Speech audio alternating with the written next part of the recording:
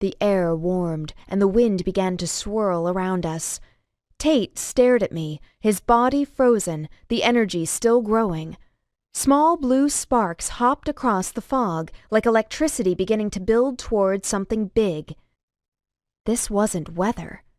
It was magic. Goosebumps peppered my arms, and I glanced back over my shoulder. Behind us, the fog of magic began to rise, 1 foot at a time, into a shimmering wall of sparks. My hair stood on end. I looked back at Tate, whose arms were crossed as he glared at me. He stared back at me with unconcealed malice. "What are you going to do?" I asked. "What needs to be done, what must be done.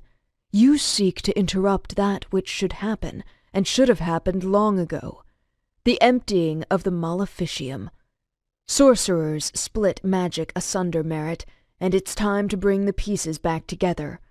I won't allow you to stop that. I cannot allow you to stop it."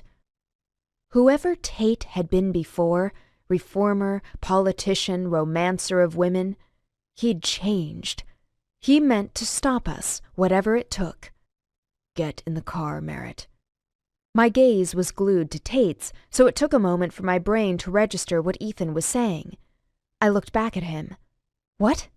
"Get in the car, now." Ethan still had the keys, so he pushed me toward the passenger side as he ran for the driver's. We both yanked open the doors and hustled inside, and he started the car and punched the accelerator, zooming around Tate and farther away from the wall of magic behind us. Whatever Tate's origin, he must have been pouring his power into the magical cloud. I assumed that was the only reason he wasn't controlling the car again. I yanked on my seatbelt as the speedometer climbed. 60 miles an hour, 70, 80. We were gaining speed, but when I turned around to check the back window, the wall, now shimmering with blue filaments, was moving ever closer. It was gaining speed even faster than we did, its acceleration exponentially faster than ours. And that wasn't even the worst part. It was growing. It spread left to right across the median and both strips of the freeway, and it didn't spare anything it touched. The asphalt buckled and split like crushed-up crackers, chunks of debris flying through the air. Trees split and fell with thunderous cracks.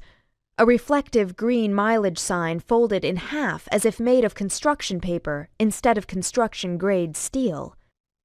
And the distance between us and the wall of destruction kept shrinking.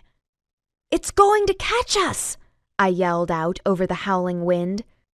"We'll make it," Ethan said, knuckles white on the wheel as he worked to keep the car on the road.